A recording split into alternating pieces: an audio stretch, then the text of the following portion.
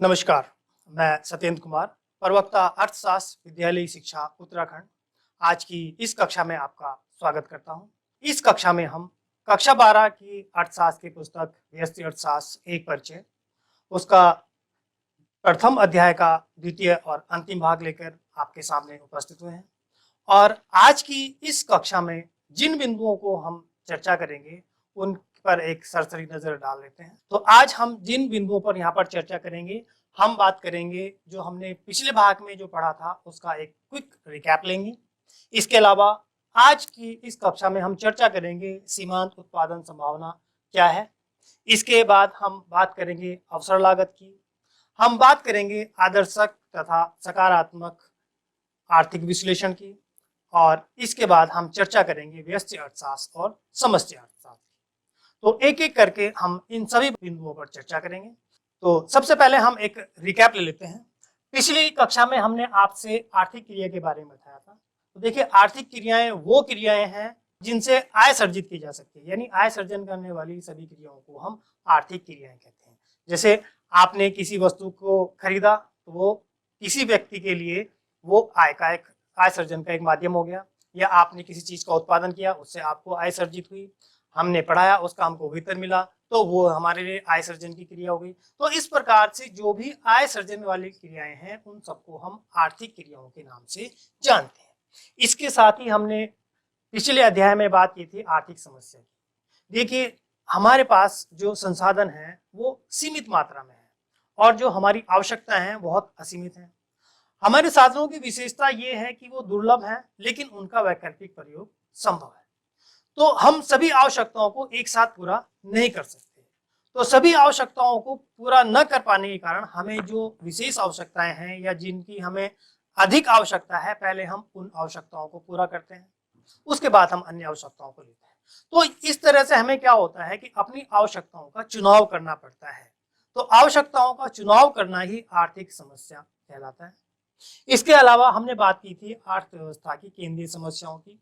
तो देखिए, अर्थव्यवस्था की केंद्रीय समस्याएं, हम कहते हैं कि 3 प्रश्न हैं जो प्रत्येक अर्थव्यवस्था में वहां की सरकार हो या वहां पर जो नीति नियंता होते हैं उनको उन प्रश्नों के उत्तर देने होते हैं। तो आर्थिक समस्या में 3 प्रश्न होते हैं कि किस चीज का उत्पादन किया जाए, कितना उत्पादन किया जाए और कैसे किया जाए, और इन जो उत्पादन किया जा रहा है उसका वितरण किस प्रकार से किया जाए, यानी उत्पादन क्या हो, कितना हो, कैसे हो और किसके लिए हो। तो जब इन सभी प्रश्नों का उत्तर बाजार की शक्तियों के द्वारा, यानी मांग और पूर्ति की शक्तियों के द्वारा किया जाता है, तो उस प्रकार की अर्थव्यवस्था को हम बाजार अर्थव्यवस्था या पूंजीवादी अर्थव्यवस्था कहते हैं। इस अर्थव्यवस्था में उत्पत्ति के सभी साधनों पर बाजार का स्वामित्व पाया जाता है, यानी निजी पूंजीपतियों का स्वामित्व पाया जाता है, और इनका जो उद्देश्य होता है, इनका उद्देश्य लाभ कमाना होता है।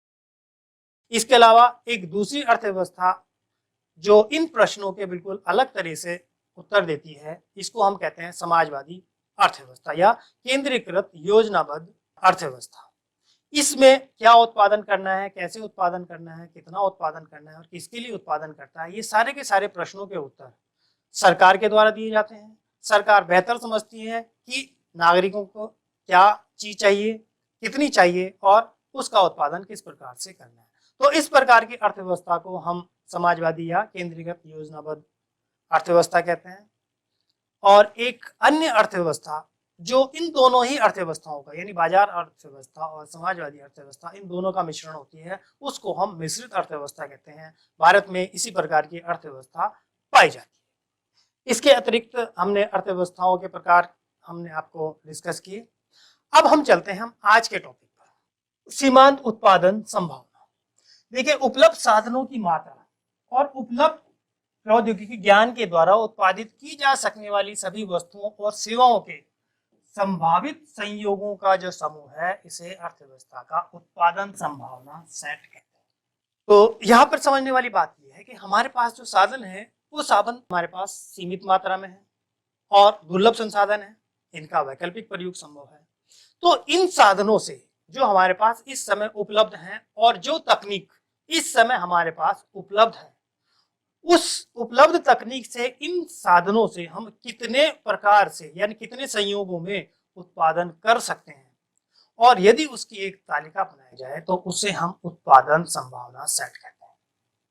ये हमें बताती है कि जो हमारे पास इस समय तकनीक है, उस तकनीक और उपलब्ध संसाधनों से हम कितने प्रकार की वस्तुओं का और कितनी मात्रा में इसका उत्पादन कर सकते हैं। तो हमारे पास ये उत्पादन संभावना सेट की तालिका है। तो यहाँ पर हम मान लें अगर कि हमारी जो अर्थव्यवस्था में है, अर्थव्यवस्था में हम केवल दो ही चीजों का उत्पादन कर पाएंगे, या तो हम अनाज का उत्पादन कर पाएंगे या कपास का।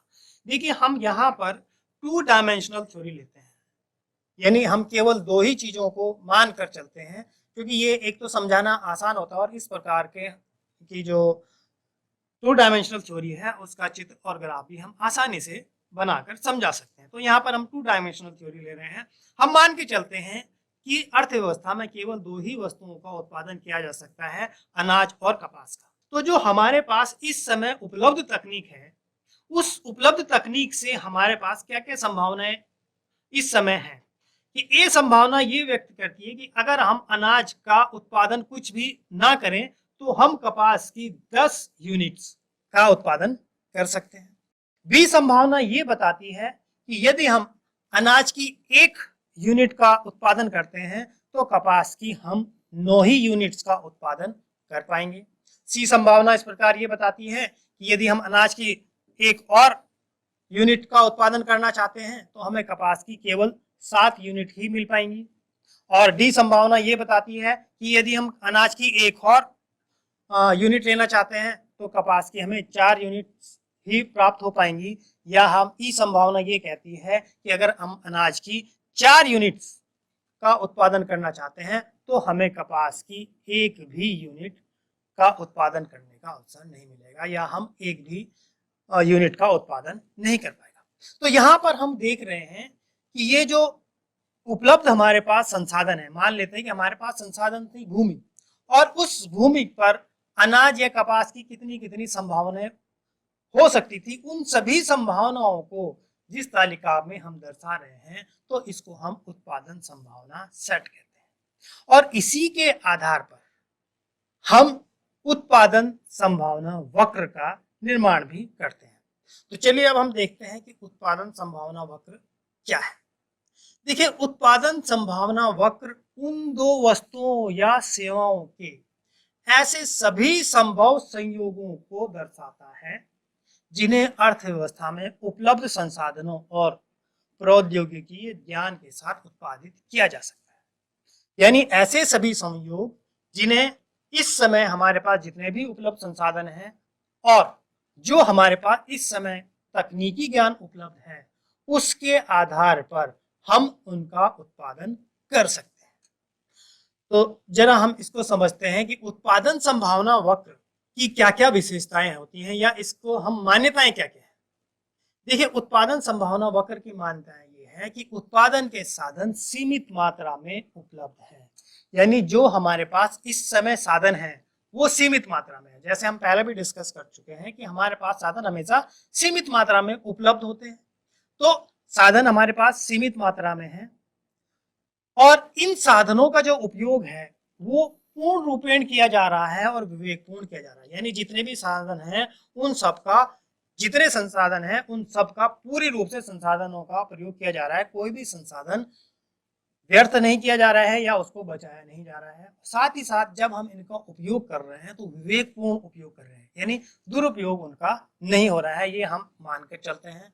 अगली चीज जो हम उत्पादन संभावना वक्र में मानकर चलते हैं कि तकनीक स्थिर है, यानी तकनीक में किसी प्रकार का कोई परिवर्तन नहीं है, क्योंकि यदि तकनीक में परिवर्तन होगा तो जो उत्पादन संभावना सेट है उसमें भी परिवर्तन हो जाएगा। मान लीजिए कि जिस तकनीक से आज हम उत्पादन कर रहे हैं और तकनीक परिष्कृत हो जाती है तो उतने ही संसाधनों से अधिक उत्पादन होगा। तो उत्पादन संभावना वक्र जो बनेगा या उत्पादन संभावना सेट जो बनेगा वो नहीं बन पाएगा जो हम इस समय बना पा रहे हैं। तो इसलिए हम ये मान के चलते हैं कि तकनीक स्थिर है और अर्थव्यवस्था में केवल दो ही वस्तुएं हैं या दो ही वस्तुओं का उत्पादन किया जा रहा है। तो इसके आधार पर हम उत्पादन संभावना वक्र को बनाते हैं। चलिए यहाँ पर हम देखेंगे कि हमने उन चीजों को लेकर यहाँ पर उत्पादन संभावना वक्र को खींचा है। यहाँ पर हमारे पास ए, बी, सी, डी और ई अलग अलग ये संभावनाएं हैं और इन संभावनाओं के द्वारा हम जो उत्पादन है उसको दिखा रहे हैं। तो ए संभावना ये बता रही है कि हम कपास की यहाँ पर 10 यूनिट का उत्पादन कर रहे थे और अनाज की यहाँ पर 0। और ये ई जो हमारा संभावना है वो ये ई बिंदु ये बता रहा था कि यहाँ पर हम अनाज की तो 4 यूनिट्स का उत्पादन कर रहे थे और कपास की 0। यहाँ पर डी पर, सी पर, बी पर, यहाँ पर हम देखेंगे कि जो अलग अलग संभावनाओं को वो दर्शा रहा है। तो ये जो वक्र है यानी दो वस्तुओं या सेवाओं के विभिन्न संयोगों को दर्शाने वाले इस वक्र को हम उत्पादन संभावना वक्र कहते हैं। अब मान लीजिए कि एक बिंदु ये है, इसको हम ए का नाम दे देते हैं, और एक बिंदु ये है, इसको मान लीजिए हम एल नाम दे देते हैं। तो अगर मान लें कि हमारे पास इस के बिंदु पर उत्पादन किया जा रहा है तो ये क्या दर्शाता है?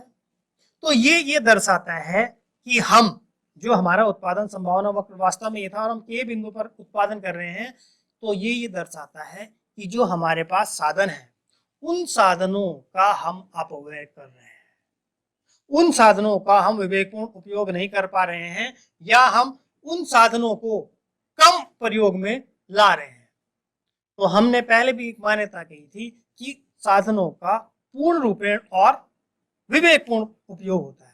अब अगर हम इस एल बिंदु को लें तो ये एल बिंदु हमारी जो वस्तुओं की मात्रा है उस मात्रा से अधिक मात्रा को दर्शा रहा है। तो हम एल बिंदु पर तो हम जा ही नहीं सकते, यानी हमारा जो सीमांत उत्पादन संभावना वक्र है वो एल बिंदु को नहीं छुएगा। के बिंदु पर अगर छूता है तो ये दर्शाता है कि हम अपने साधनों का अपव्यय कर रहे हैं। तो ये हमारा उत्पादन संभावना वक्र था।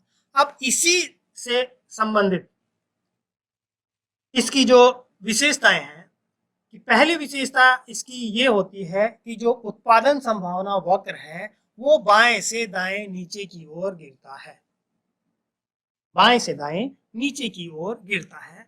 और बाएं से दाएं नीचे की ओर गिरने का मुख्य कारण इसका क्या है? देखिए हमारे पास, हम मान के चल रहे हैं कि हमारे पास साधन सीमित मात्रा में है।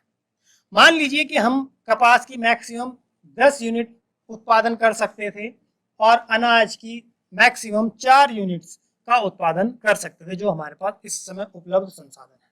तो अगर हम मान लेते हैं कि ये बी बिंदु है और हमें कपास की अधिक मात्रा चाहिए, तो कपास की अधिक मात्रा को प्राप्त करने के लिए हमें जो अनाज की मात्रा का उत्पादन है उसको कम करना पड़ेगा, तभी हम कपास की अधिक मात्रा का उत्पादन कर पाएंगे। या हम अनाज की अधिक मात्रा का उत्पादन करना चाह रहे हैं तो हमें कपास की कम मात्रा का उत्पादन करना पड़ेगा। तो इसीलिए जो हमारा उत्पादन संभावना वक्र है वो बाएं से दाएं नीचे की ओर गिरता है। इसके अतिरिक्त इसकी एक विशेषता और होती है कि ये जो सीमांत उत्पादन संभावना वक्र है या उत्पादन संभावना वक्र है ये मूल बिंदु की ओर नतोदर होता है। और इसका कारण ये होता है कि अगर हमें किसी एक वस्तु की अतिरिक्त मात्रा चाहिए तो उसके लिए हमें दूसरी वस्तु की कुछ मात्रा का त्याग करना पड़ता है। और इसी से ही हमारा एक और कॉन्सेप्ट या एक और अवधारणा निकल के आती है जिसको हम कहते हैं अवसर लागत। तो जो उत्पादन संभावना वक्र है उसी से संबंधित एक और कॉन्सेप्ट हमारे पास आ जाता है अवसर लागत, जिसको हम अपॉर्चुनिटी कॉस्ट भी कहते हैं। देखिए फिर हम उसी प्रश्न को देखते हैं कि हमारे पास साधन दुर्लभ है, सीमित मात्रा में है, आवश्यकताएं हमारी बहुत सारी हैं, हम सभी आवश्यकताओं को पूरा नहीं कर पा सकते हैं या सभी जो हमारे पास साधन है उनसे हम सभी वस्तुओं का उत्पादन नहीं कर पाए। तो हमें उत्पादन के लिए ये वस्तु का अगर हम उत्पादन कर रहे हैं तो उसके बदले में हमें एक वस्तु का अगर हम अतिरिक्त उत्पादन चाहते हैं तो उसके लिए हमें दूसरी वस्तु का कुछ उत्पादन करना की जो उत्पादन करने का जो अवसर है उसको हमें छोड़ना पड़ेगा।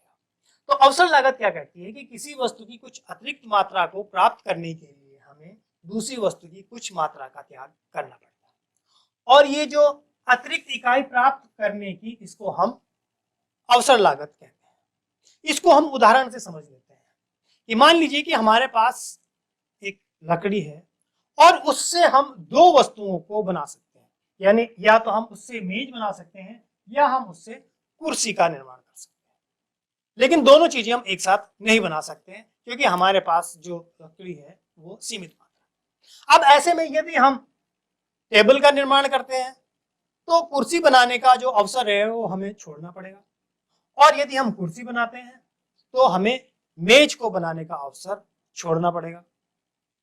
तो यदि हम कुर्सी बना लेते हैं तो कुर्सी को बनाने की जो अवसर लागत है वो मेज के बराबर होगी, या हम मेज बनाते हैं और कुर्सी को बनाने का अवसर छोड़ते हैं तो कुर्सी को बनाने का जो मेज की अवसर लागत होगी वो कुर्सी के बराबर होगी। या मान लीजिए कि हम ये कहते हैं कि कुर्सी 500 रुपए की है और मेज 400 रुपए की है।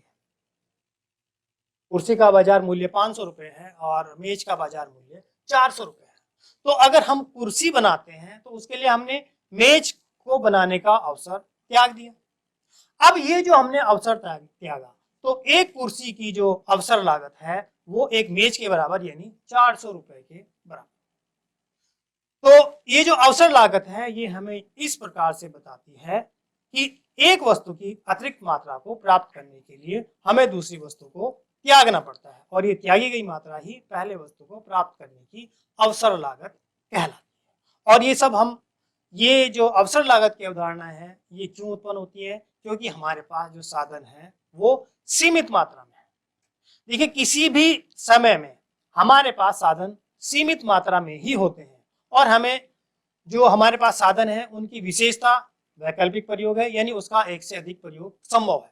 जैसे लकड़ी है, लकड़ी से मेज या हम कुर्सी बना रहे हैं या दरवाजे भी बना सकते हैं या अन्य कार्य किए जा सकते हैं, तो एक से अधिक वैकल्पिक प्रयोग संभव है। तो इसीलिए ये अवसर लागत हमारी उत्पन्न होती है। चलिए, ये तो हमने बात की थी उत्पादन संभावना वक्र और अवसर लागत की। अब हम बात करते हैं कुछ आर्थिक विश्लेषणों की। चलिए हम बात करते हैं सकारात्मक तथा आदर्शक अर्थशास्त्र की। देखिए, सकारात्मक आर्थिक विश्लेषण तथा आदर्शक आर्थिक विश्लेषण में इस आधार पर अंतर किया जाता है कि क्या हम किसी क्रियाविधि के अंतर्गत होने वाले कार्यों का पता लगाने का प्रयास कर रहे हैं अथवा उसका मूल्यांकन करने का। यानी ये क्रियाविधि जब हम किसी आर्थिक विश्लेषण को कर रहे हैं तो उससे हम क्या पता करना चाह रहे हैं? ये पता करना चाह रहे हैं कि उसमें क्या काम हो रहा है या किस प्रकार से काम हो रहे हैं, या हम ये पता करने का प्रयास कर रहे हैं कि इसमें काम किस प्रकार से होना चाहिए।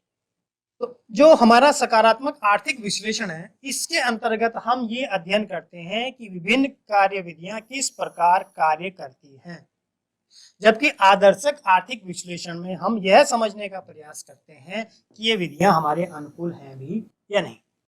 देखिए, अर्थशास्त्रियों द्वारा तो अलग अलग तरह का विचार दिया जाता है कि कुछ कहते हैं कि हमें अर्थशास्त्र में हमें केवल ये देखना है कि ये जो वस्तुएं हैं ये किस प्रकार से कार्य कर रही हैं, या ये जो नीति है इसका क्या अर्थ होने वाला है, क्या होना चाहिए। हम आदर्श की बात नहीं करें बल्कि जो वास्तव में हो रहा है हम केवल उसी की ही बात करें या उसी की ही गणना करें, ना कि हम ये देखें कि ये क्या होना चाहिए, क्या है, हमें इस पर अध्ययन करना चाहिए, इस पर जोर देना चाहिए कि क्या है, ये छोड़ देना चाहिए कि क्या होना चाहिए। जबकि कुछ अर्थशास्त्री कहते हैं कि नहीं, ये तो आधा अधूरा काम है, हमें ये भी देखना चाहिए कि क्या होना चाहिए, हमें उसका जो संभव सुझाव है वो भी या सुधार हो सकता है वो भी बताना चाहिए। सकारात्मक तथा आदर्शक आर्थिक विश्लेषण के मध्य यह अंतर पूर्णतः स्पष्ट नहीं है। सकारात्मक तथा आदर्शक विषय केंद्रीय आर्थिक समस्याओं के अध्ययन में निहित वे सकारात्मक और आदर्शक पहलू या प्रश्न हैं जो एक दूसरे से अत्यंत निकटता से संबंधित है। किसी एक की पूर्णतः उपेक्षा करके अथवा अलग करके दूसरे को ठीक से समझ पाना संभव नहीं होता है। देखिए, कुछ अर्थशास्त्री मानते हैं कि हमें सकारात्मक आर्थिक विश्लेषण अर्थशास्त्र में रखना चाहिए, कुछ मानते हैं कि हमें आदर्शक आर्थिक विश्लेषण रखना चाहिए, लेकिन दोनों में अंतर करना स्पष्ट नहीं है, या अंतर स्पष्ट रूप से हम कह नहीं सकते कि दोनों में बिल्कुल अंतर होना ही चाहिए, क्योंकि ये दोनों ही पहलू एक दूसरे से जुड़े हुए हैं। अगर हम केवल ये देखते हैं कि क्या है, तो हम एक आधा प्रश्न छोड़ देते हैं, और अगर हम केवल यही कहते हैं कि क्या होना चाहिए और क्या है उस पर चर्चा ना करें, तो वो भी आधा अधूरा होगा। तो आदर्शक और जो हमारा सकारात्मक आर्थिक विश्लेषण है, उन दोनों को हम मिलाकर यदि आर्थिक विश्लेषण करते हैं, तो तभी जो आर्थिक विश्लेषण है वो सही हो पाएगा। केवल एक को लेकर, यानी सकारात्मक या आदर्शक आर्थिक विश्लेषण में से किसी एक को लें, तो ये जो हमारा विश्लेषण होगा वो अधूरा होगा, वो पूरा नहीं हो पाएगा। इसलिए सकारात्मक और आदर्शक दोनों प्रकार के आर्थिक विश्लेषणों का समावेश हमारे विश्लेषण में होना चाहिए, यानी दोनों की दोनों को अर्थशास्त्र का पार्ट होना चाहिए। अब इसी से संबंधित हमारा दूसरा टॉपिक है व्यष्टि अर्थशास्त्र तथा समष्टि अर्थशास्त्र। व्यष्टि अर्थशास्त्र और समष्टि अर्थशास्त्र, ये दोनों को हम अपनी सिलेबस में पढ़ रहे हैं। तो जो परंपरागत रूप से अर्थशास्त्र की विषय वस्तु का अध्ययन दो व्यापक शाखाओं के अंतर्गत किया जा रहा है, व्यष्टि अर्थशास्त्र तथा समष्टि अर्थशास्त्र। और हम कक्षा 12 में भी ये दोनों पुस्तकें, व्यष्टि अर्थशास्त्र और समष्टि अर्थशास्त्र, दोनों की बात कर रहे हैं। तो जब हम व्यष्टि अर्थशास्त्र के अंतर्गत हम जब अध्ययन करते हैं, तो हम इस बात का अध्ययन करते हैं, या इस अर्थशास्त्र के अंदर हम बाजार में उपलब्ध विभिन्न वस्तुओं और सेवाओं के परिप्रेक्ष्य में विभिन्न आर्थिक अभिकर्ताओं के व्यवहार का अध्ययन करके ये जानने का प्रयास करते हैं कि बाजारों में व्यक्तियों की अंतःक्रिया द्वारा वस्तुओं और सेवाओं की मात्राएं कीमतों में किस प्रकार निर्धारित की जाती है। अर्थात हम यहाँ पर जो उपभोक्ता है, आर्थिक अभिकर्ता यानी उपभोक्ता उनको हम कह सकते हैं, कि उनके व्यवहार का हम व्यष्टि अर्थशास्त्र के अंतर्गत अध्ययन करते हैं कि वो बाजार में किस प्रकार से वस्तुओं और सेवाओं की मात्राएं और कीमत किस प्रकार से निर्धारित होती है, यानी जो अभिकर्ता है वो, ये जो हमारे उपभोक्ता है, वो किस प्रकार से व्यवहार करते हैं, उनके व्यवहार का हम अध्ययन करते हैं। यहाँ पर हमारा जो मेन उद्देश्य होता है वो आर्थिक अभिकर्ताओं के व्यवहार का अध्ययन करना, और उनके द्वारा जो बाजार में वस्तुओं को प्राप्त करने के लिए जो बाजार और उन व्यक्तियों के द्वारा जो अंतःक्रियाएं की जाती हैं, उससे जो कीमतों का निर्धारण होता है, वो हमारी विषय वस्तु होती है। लेकिन इसके विपरीत अगर हम समष्टि अर्थशास्त्र की बात करते हैं, तो समष्टि अर्थशास्त्र में हम इससे अलग चीजों का अध्ययन करते हैं। देखिए, यहाँ पर जो हमारा व्यष्टि अर्थशास्त्र में हम एकल इकाइयों का अध्ययन करते हैं, लेकिन जब हम समष्टि की बात करते हैं तो यहाँ पर हम समग्र की बात करते हैं। यानी अगर हम निर्गत की बात करते हैं तो कुल निर्गत की बात करते हैं, रोजगार की बात करते हैं तो राष्ट्रीय रोजगार की बात करते हैं, कीमत की बात करते हैं, समग्र कीमत स्तर की बात करते हैं। तो हमारा ध्यान पूरी अर्थव्यवस्था को समझने का प्रयास करने का करते हैं, जबकि व्यष्टि अर्थशास्त्र के अंतर्गत हम केवल व्यक्तिगत इकाइयों का अध्ययन करते हैं, यानी एक फर्म का अध्ययन कर सकते हैं, एक उद्योग का अध्ययन करते हैं, या फिर एक व्यक्ति का अध्ययन कर सकते हैं। तो एक व्यक्ति की आर्थिक या एक उपभोक्ता की आर्थिक क्रिया, यहाँ तो एकल इकाइयों की बात करते हैं। और जब हम समष्टि अर्थशास्त्र को पढ़ते हैं तो समष्टि अर्थशास्त्र में हम पूरी अर्थव्यवस्था को समझने का प्रयास करते हैं। यहाँ पर जो हमारे वेरिएबल्स होते हैं वो बड़े हो जाते हैं, समुच्चय बड़े हो जाते हैं। और जो हम समष्टि अर्थशास्त्र की बात करते हैं तो यहाँ पर कुछ महत्वपूर्ण प्रश्न हैं जिनको हम यहाँ पर खोजने का प्रयास करते हैं कि अर्थव्यवस्था में कुल निर्गत का स्तर क्या है, यानी कुल कितना उत्पादन किया जा रहा है, जीडीपी कितना है।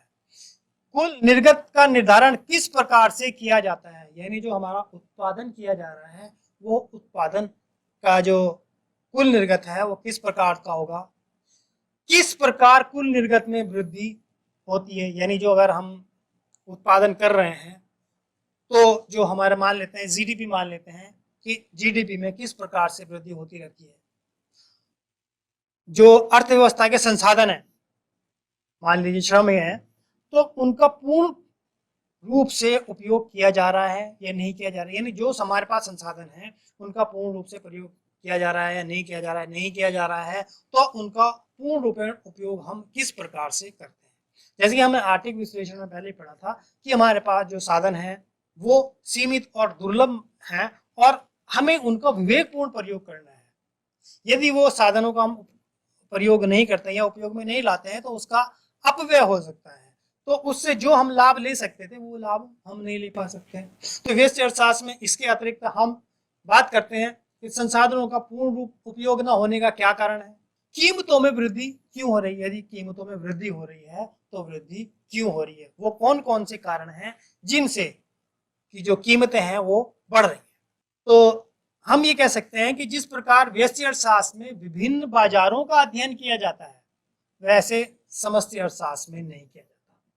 समष्टि अर्थशास्त्र में हम अर्थव्यवस्था के समग्र अथवा समष्टिगत उपायों के व्यवहार का अध्ययन करने का प्रयास करते हैं। यानी व्यष्टि अर्थशास्त्र के अंतर्गत हम बाजारों का अध्ययन करते हैं और यहाँ पर हम पूरी की पूरी अर्थव्यवस्था को समझने का प्रयास करते हैं।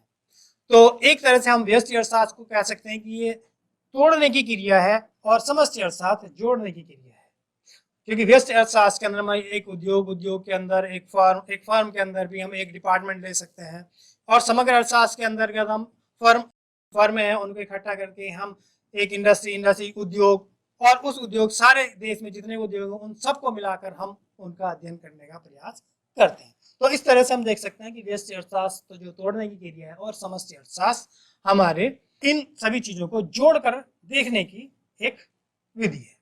तो ये हमारे पास समष्टि अर्थशास्त्र और व्यष्टि अर्थशास्त्र, इसके अंतर्गत हम अर्थव्यवस्था का अध्ययन करते हैं। तो ये था हमारा आज के चर्चा के बिंदु।